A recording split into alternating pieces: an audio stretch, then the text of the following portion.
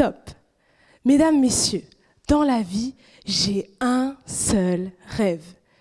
C'est de me réveiller un dimanche à 3h du matin parce que mon client est en garde à vue et qu'il a besoin de moi.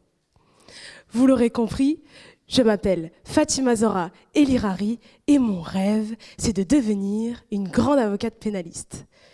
Pour la majorité d'entre vous, l'avocat pénaliste, c'est celui qui défend les voleurs, les escrocs, les meurtriers. Mais en réalité, ce métier, c'est avant tout un choix, celui de se battre aux côtés des victimes ou aux côtés des coupables. Victime, moi, je l'ai été. J'ai vécu des injustices, des moments d'extrême solitude.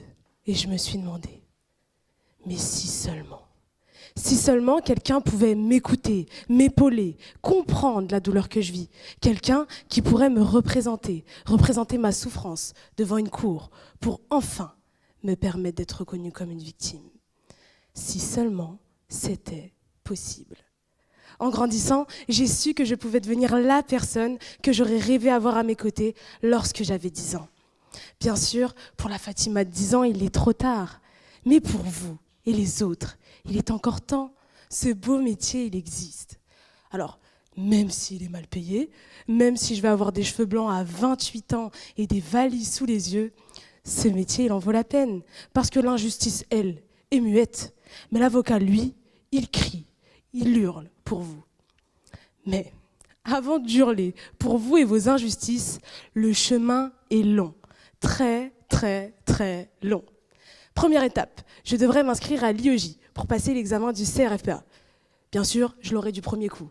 Donc, deuxième étape, je m'inscrirai à l'école des élèves avocats. C'est comme l'école des sorciers, sauf que l'inscription coûte 1 800 €. Mais comme on dit, vivre ses rêves, ça n'a pas de prix. Quoique, en l'espèce, ça en a un. Mais c'est aussi pour ça que je compte sur vous. Une fois inscrite, cette formation dure 18 mois. À la fin de ces 18 mois, il y a un examen de sortie nommé le CAPA, pour devenir capable de défendre des personnes. Et enfin, mesdames et messieurs, le bouquet final, la dernière part du gâteau. Je devrais prêter serment au barreau de mon choix.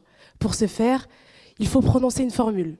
Attention, pas une formule magique comme celle de nos sorciers, mais je jure, en tant qu'avocate, exercer mes fonctions avec dignité, conscience, indépendance, probité et humanité. Voilà, mesdames, messieurs, enfin, devant vous, Maître Elirari.